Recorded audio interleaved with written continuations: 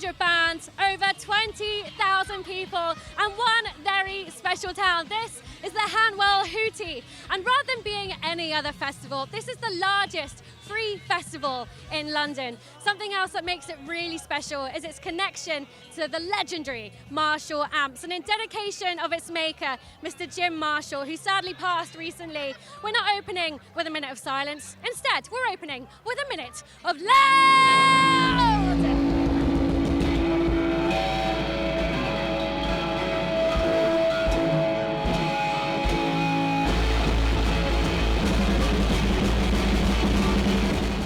I'm hanging out with a very special band who opened the Hanwell Hootie. Big up to Queensway. Hi.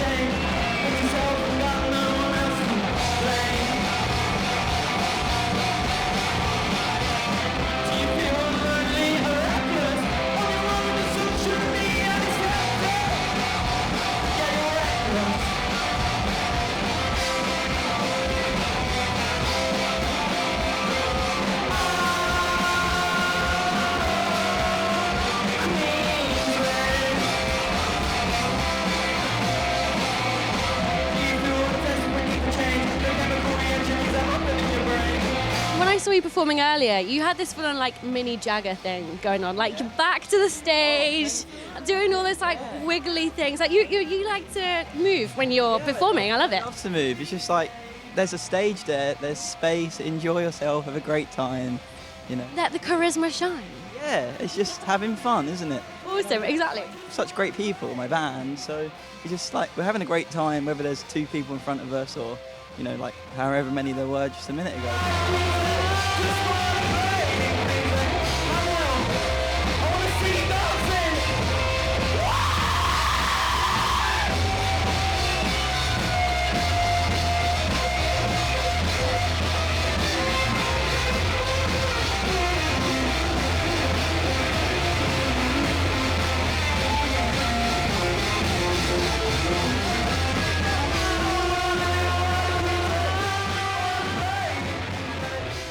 You guys have been together for 3 months and you've just played a festival. How did you guys all get together?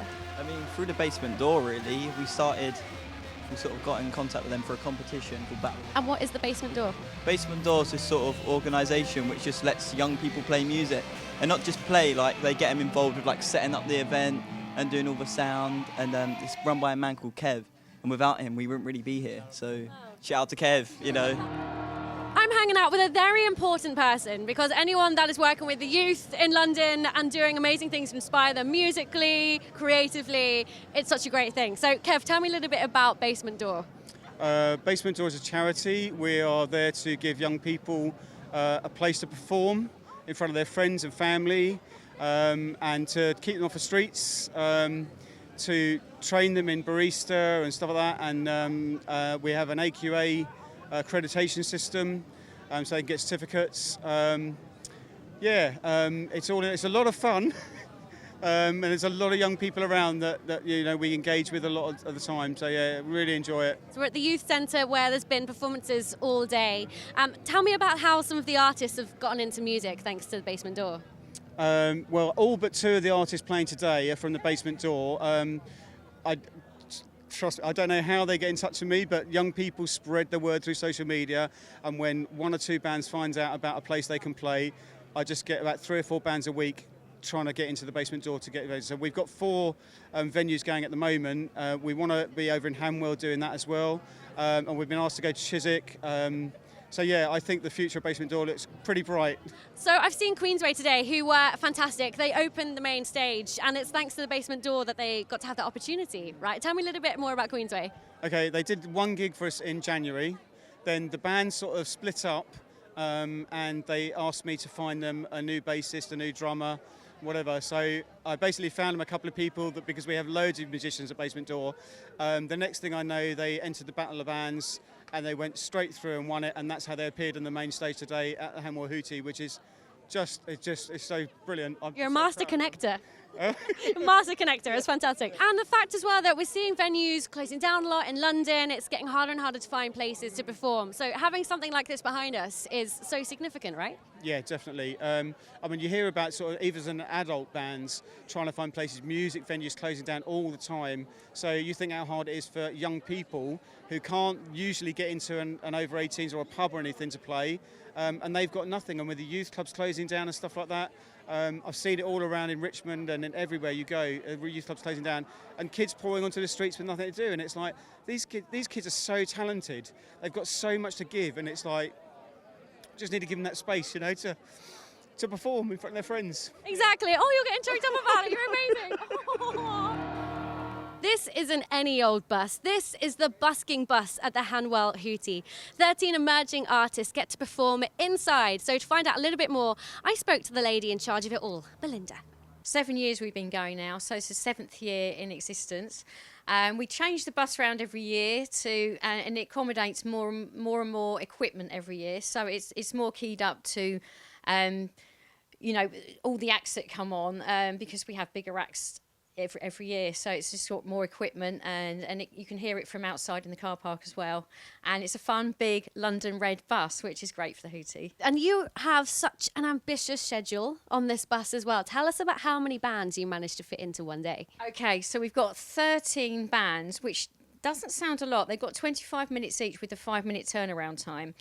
Now, each band is a busker. And so it's a good way for them to start with their career if they want to try out being live music in public. So what we do in January, we put out the shout on the Hootie website, and then the bands all apply, and we have literally hundreds. So myself and a panel, we sit and choose who we think should go on, and we try to give everybody each year a different opportunity. So we like to not have the same people twice, so everyone gets a go. Jane, you have a very important job today. You are managing the volunteering area. So tell us about what you're going to be doing today. What does your day look like? The day started yesterday. We have been putting up the marquee, putting all the resources inside for the volunteers to be comfortable. We look after their food, water needs. They can come here and relax between their shifts. They're going to be so well looked after. They are really well looked after, but they are the backbone of the festival, so that's it. To look after them. So we have some students here from Middlesex University, and you are just two of like a big bunch of people from the uni that get to come and volunteer here and get some hands-on experience. So tell me a little bit about how special this Hanwell Hootie is for you. Obviously, like getting experience in a real life festival is something that's going to, really help not only on our CVs but actually just getting stuck in. For a part of our course we have to write loads of essays and all sorts, but like nothing obviously compares to actually getting involved in such a massive event and festival and helping out to organise it. So yeah, obviously the festival relies a lot on volunteers, and we're happy to give our services as volunteers towards the festival, so that's sort of just how we collaborate together. This year I've been doing the food festival management, so I've been coordinating all of the crazy food vendors we have this year on all of the sites. And I've been keeping them in contact with me for like 7 months now, getting them to actually come here and deal on the site of the festival. Still to come, we get to check out a performance from West London's very own Thousand Thoughts, and we talk to the legendary Terry Marshall. Why do I always listen to those cool words I tell myself? Why can't I always give a best but never believe someone else? And you get that sinking feeling in your stomach, in your bones. Sadness is a misconception to the ones who felt it now. I saw a really good Facebook video on your page the other day where you were talking, Ethan, about the importance of your lyrics and like helping to make people happy, and how it's kind of like almost a bit therapeutic for you, right, to write lyrics. Yeah, no, a lot of what we stand for really is mental health, and we're quite open and honest about feelings and not being afraid to talk about things. So yeah, no, the post that was out the other day was explaining how really music is a therapy for all of us individually, but it's also, we feel like hopefully our music could be therapy for other people, because then they find comfort in it and feel like they can talk about things to other people.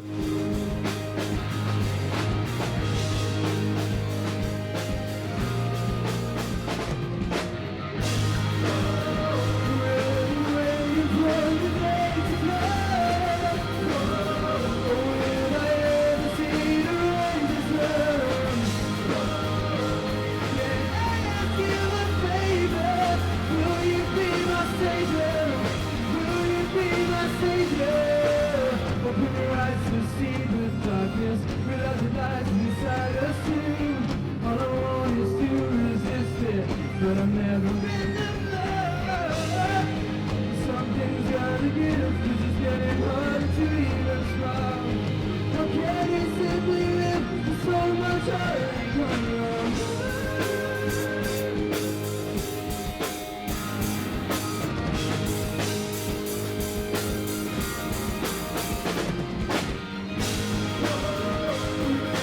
Waiting for the day to come.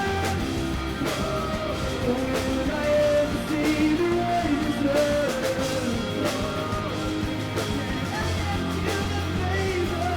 Will you be my savior? Will you be my savior?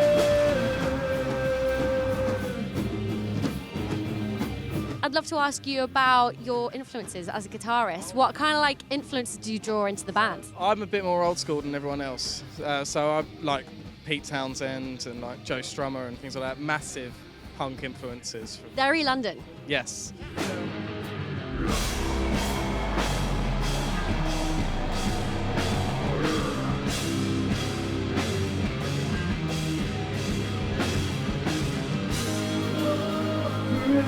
Waiting for the day to come. Will I ever see the righteous love?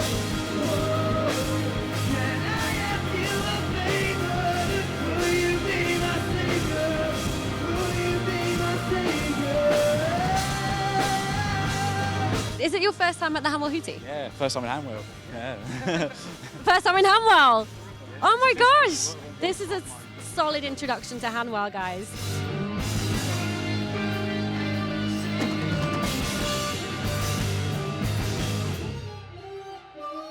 Thank you guys very much. There is a particular brand that is at the heart and soul of live music, and that is Marshall. What you might not know is that they're a London brand, West London in fact, and their first ever store was right here in Hanwell. So who better to be partnered with the Hanwell Hootie? Let's chat to some of the guys involved in Marshall. The Hootie celebrates all types of music. There's a young education section right through to, I shouldn't say this, but Terry Marshall is playing later. You could say that. I can say that, great. So yeah, mate, with his saxophone. So no, it's brilliant. It does all walks of life, all types of music. It's just celebrated. It's one day of just putting on great live music. So in London, we're seeing a lot of venues that are being shut down, but the great thing is we can repurpose places that aren't actually venues and turn them into amazing spots for live music. And I feel like the Hanwell Hootie is doing that really well. Tell us a little bit about how they're achieving the festival. Well, I think Hanwell Hootie is a unique in its space because it's a free one-day festival. It's the largest free one-day festival in London, and we as Marshall obviously want to encourage as many young bands as possible. So this is a perfect place to see new talent. We have our own bands playing, but it's also a talent spotting day. So we'll have our people around looking at all of the different venues, all of the 100+ bands that are playing, and we think that Hootie, this kind of recipe should be pushed out around the country. And I know there are many grassroots venues who are struggling for survival right now, but this is a perfect example of how you can do it in a community base and encourage young and new talent and talent of all types to come out and play, make a noise, and we're glad to be here supporting them. I am with a very special guest right now who Marshall wouldn't exist without you. You are part of the Marshall family. Tell us about you creating the apps. How we started? Well, I was a professional musician when I was 16, and we started the first retail shop in Hanwell in 1960, summer 60. Within 18 months, we also took over another shop which is on the other side of the road at 93 Uxbridge Road. And we had a certain customer called, if I remember rightly, it's someone from The Who, I think it's called Pete Townsend, who was a pain in the butt because he wanted something more than was available at the time. And that's the reason why we started making the amps. I had to convince my dad that if we made one, I could sell it. And I suppose, a natural salesman anyway. But we made the first one. We started talking about it in '62, and the first one was actually sold in '63. And the name of the first amplifier was a JTM 45, and that is Jim and Terry Marshall. As I said, I worked on the first amplifier. Because I'm a saxophone player, I had no loyalty to other instruments, but the customers in the shop that were regulars was, say, Pete Townsend, Eric Clapton, Richie Blackmore, all very famous musicians. They weren't then, but they were our customers. So from their influences, I was listening to what they wanted, so I wanted a particular sound that would suit all of them. And in those days, you didn't have bass amplifiers and guitarists. It had to be a guitar amplifier as such that would suit bass players. So it was hard work to get the sound that we needed. So I was influential on the preamp side to get a sound that they would use. You're going to be part of the icing on the cake as well with the All-Stars at the end of the day. Tell me a little bit about what to expect. Yes, Bob Holcomb is very special. He's organising the Viaduct, but he's also involved with the Ealing Blues Festival. He actually started it 32 years ago. So we've got very close ties together.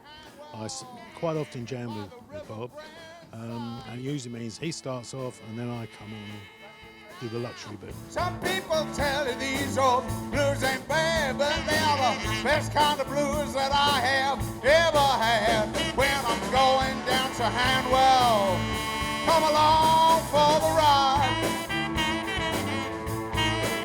Yes, I'm going down to Hanwell by the River Brand side.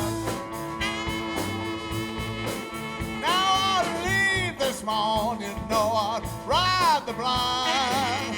I don't mind raving, baby, I'm having such a time when I'm going down to Hanwell. Come along for the ride. Yeah, I'm going down to Hanwell by the Brand side. Now I believe I'm blowing out lonesome home. When I woke up this morning, my belief was gone, and I believe I'm blowing up my lonesome home. Well, I woke up in this morning, my loving girl was gone. Maybe gone down to Hanwell. She got those elegant movements, head to her toe, breaking down those nanny where she goes. Because we're going down to Hanwell, come along for the ride. Yeah, we're going down to Hanwell by that River Brand side. Ladies and gentlemen, Mr. Terry Marshall.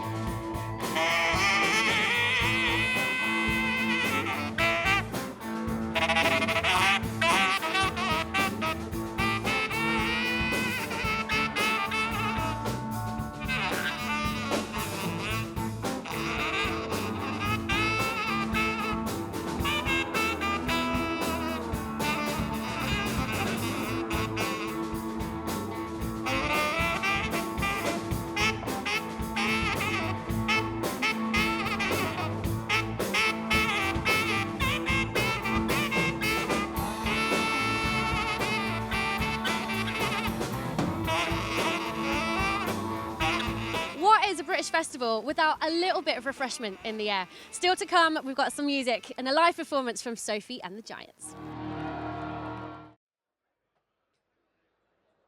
This next one's called Space Girl.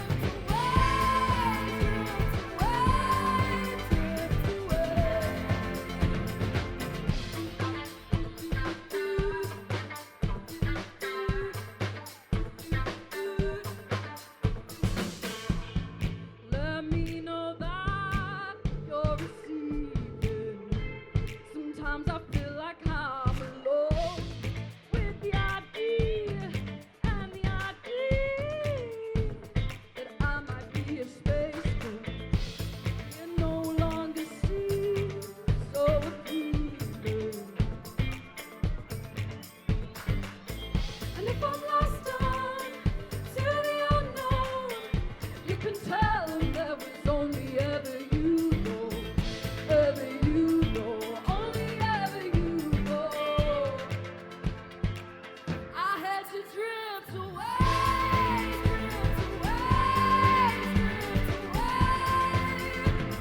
you know I had to. I have managed to bag myself a VIP pass. So follow me as I show you around. It's quite a nice view here of everything that's going on in the festival. This is where the bands are hanging out. Everyone's kind of getting to know each other, having a bit of a chill after their sets.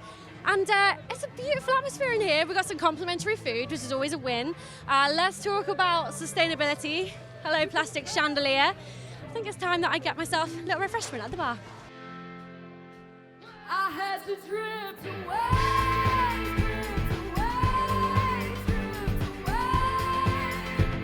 you know I had to drift away.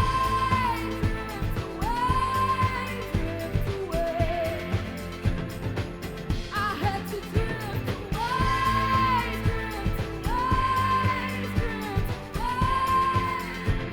you know I had to drift away.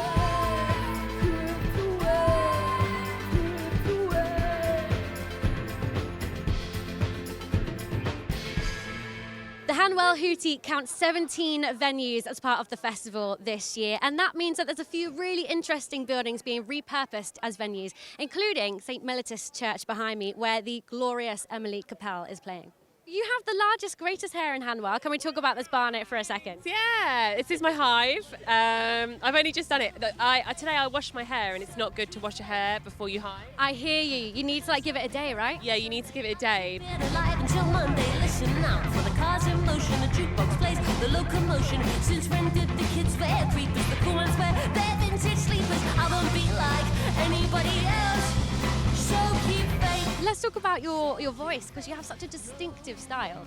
Who are you influenced by? How did you find your voice? I just sing all the time, constantly, and I don't know, I love Kirsty McCall. She lived in Hanwell, she lived in Ealing. I love Kirsty McCall, I love Mary Wilson, just big, cool singers. I love Beyonce, I secretly think I'm her. I won't be like anybody else, so keep faith,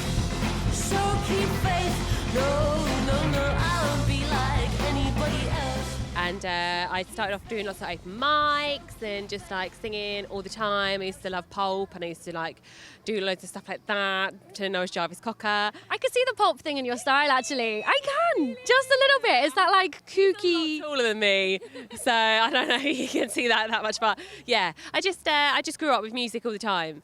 My mum likes punk, and my dad likes mod, so together I'm a bit of an in-betweener. A music festival like this cannot happen without some very special people. So guys, tell me a little bit about how the Hanwell Hootie came together. Faye, talk to me first about being logistics director.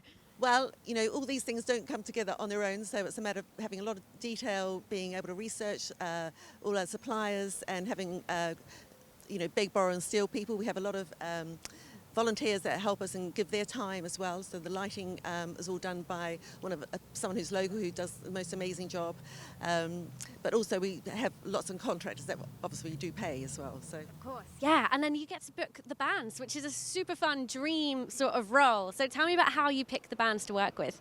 Going to a lot of gigs, really. London has such a vibrant music scene. Just go to tons of gigs. Keep my ear to the ground to lots of stuff. Got my Shazam app everywhere I go. Just loving music and being passionate about it, and just chatting to as many. Go to open mic nights, stuff like that. Just getting myself out and about, really. So tell me a bit about the connection with Marshall amps, because it's a very important part of this festival, isn't it? Yeah. So in 1962, Jim Marshall, the father of Loud, who sadly passed away, he opened up his first shop just down the road, sold to the likes of Pete Townsend and Jimi Hendrix. A lot of people think they're an American brand, but it's West London through and through. So is that a part of why Hanwell Hootie came together, to bring awareness to that kind of heritage? it was, because Jim Marshall, as Andy said, sadly died, and we were just sort of talking around and thinking, hey, we should commemorate him in some way. So originally there was a plaque that we put up, and then sitting around a bit longer and thinking, hey, it'd be cool to do a little music festival. So it did. In the first year we had 3 venues and 13 bands. And now we're 17 venues and over 100 bands. So in 7 years, it's grown a lot. So as a last little piece of advice for anyone that's really inspired to start their own music festival, what would you say to them? How would you sort of advise them to go ahead? I would say just get a lot of passion and a lot of belief, walk around your local businesses, talk with passion, get them involved and create a campaign and let it snowball. If you put on one event in one pub and people see how much of a demand there is for live music, other people, it will snowball. You know, build it and they will come. Start with one venue, get local businesses involved and it will grow from there. I'm in the wonderful company of Prima Queen. Hi. How you guys doing? Good. I saw your music video for M4 the other day. It's harder to let go when you don't know.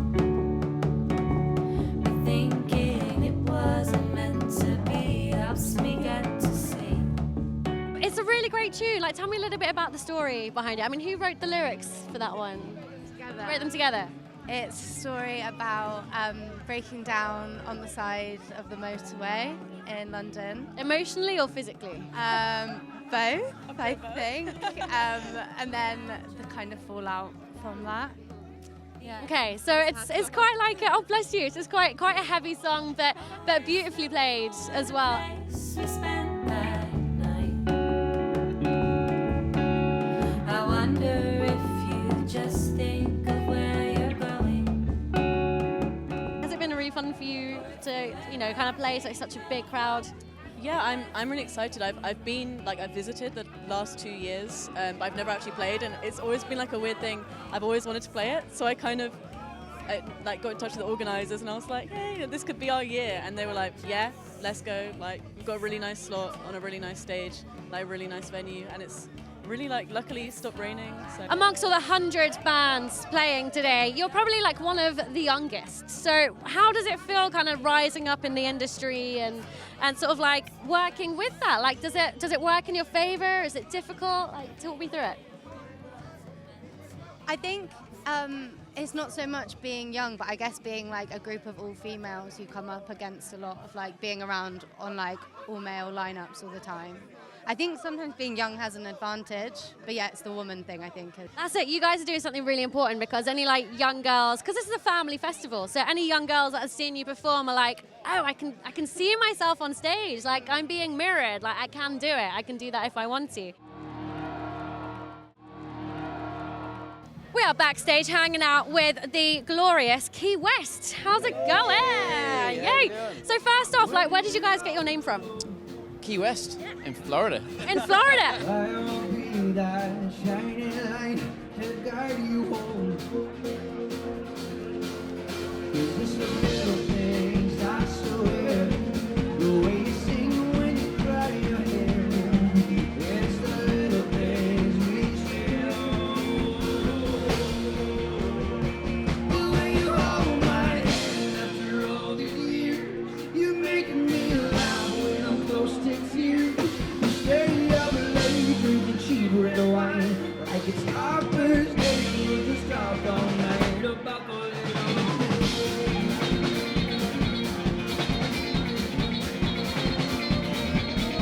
when you're older, when you're gone to sleep. Well, I will sing to you until you fall asleep. When it's older, when it gets hard to move. Do you guys have a connection to Florida? Were you conceived in Florida like Brooklyn was conceived by Victoria and David? Sort of.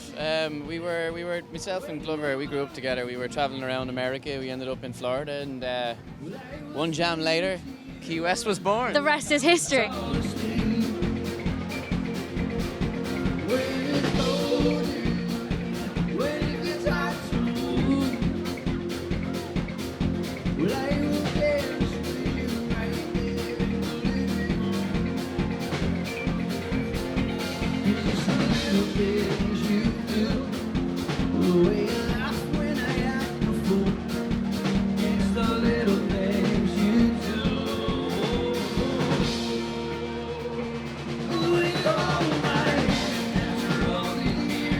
You're making me laugh when I'm close to tears.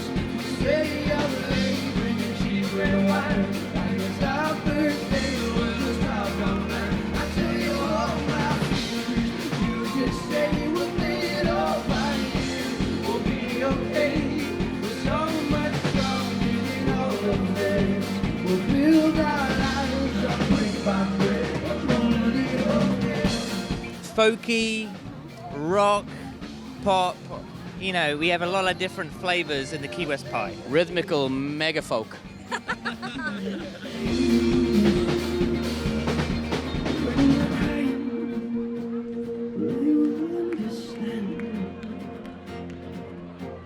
And I'll always be right here to hold you in.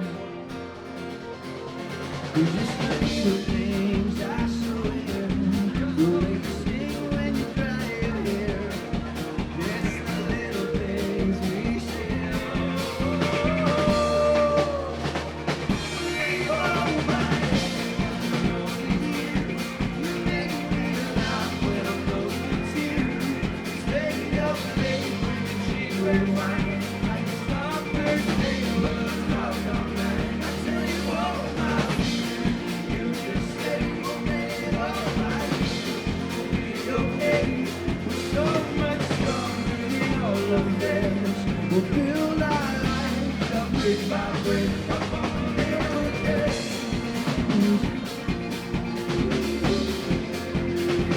Up on the little things.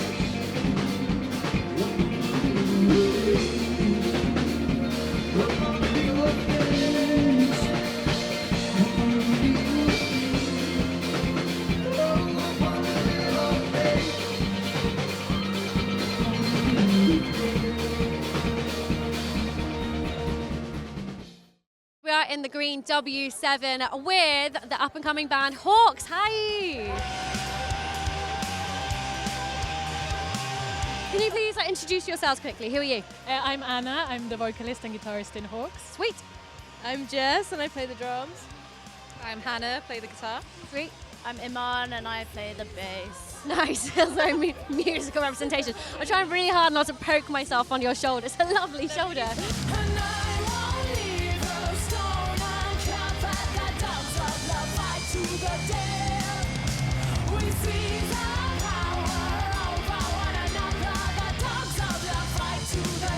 So how would you describe your sound? What's the sound of Hawks? We're heavy rock with metal influences. I would say lots of riffage.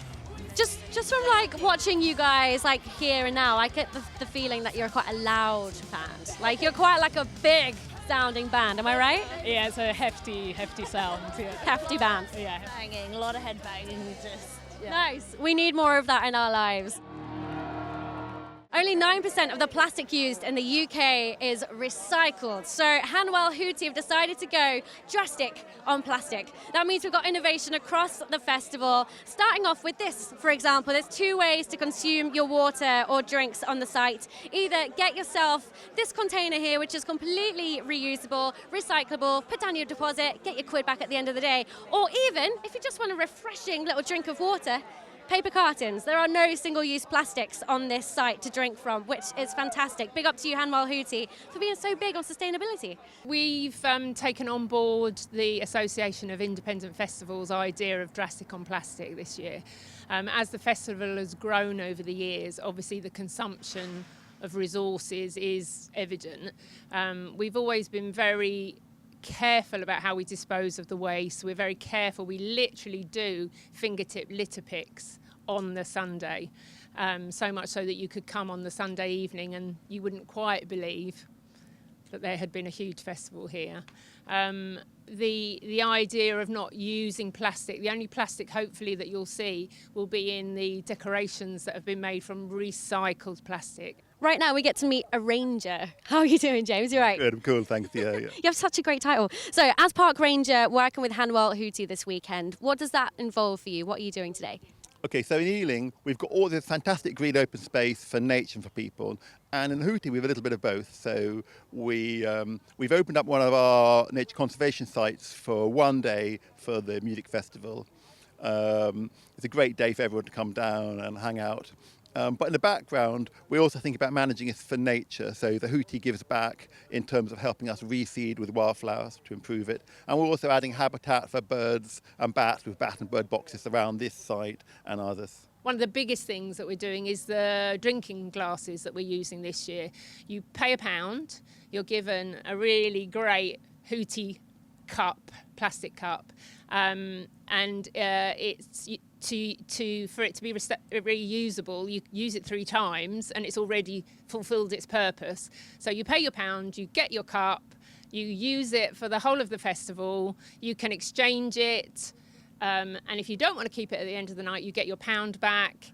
And then they're collected, taken away, professionally cleaned, and they're stored away for the Hootie to use in future. We have plenty of local bands at Hanwell Hootie today, but also some of the best rising artists from across the UK, including these guys who've come all the way down from Norfolk. How are you doing? Very well, Tina. Yourself? I'm good, I'm good.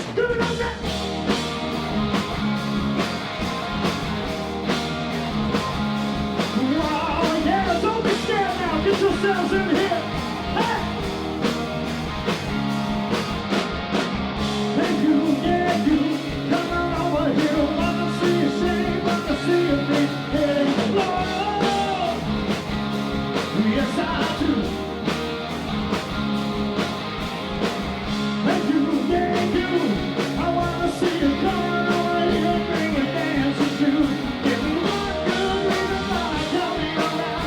Take you on the best, but see you now. Come lift your head up. Listen to me. 'Cause I got something to say.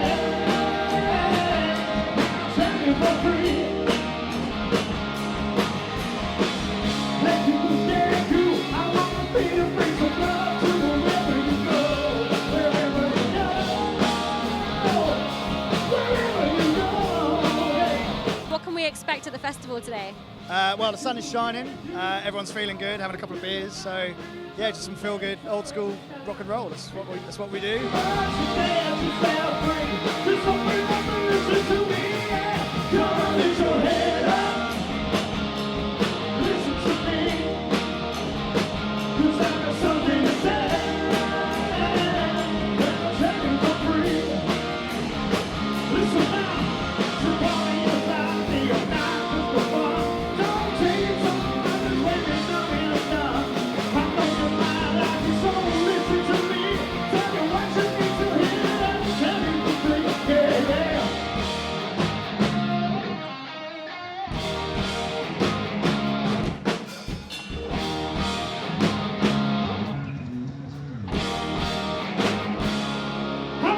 How we feeling this evening?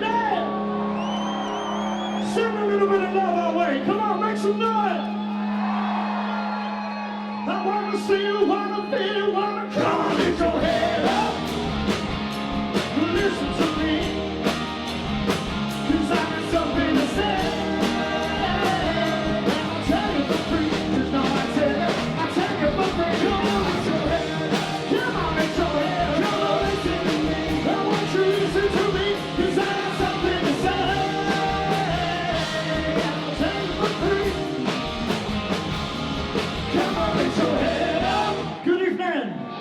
The sun is setting here at Hanwell Hootie. It's been such a great day. We've seen over 100 bands put on some killer performances, some of them emerging, some of them are already doing great things. But the best thing about today has been seeing the community come together, whether it's the music makers, the managers, the music fans, the venue facilitators. So many people have been here to support rising music in West London, which has been absolutely gorgeous. Thank you so much for watching here on London Live.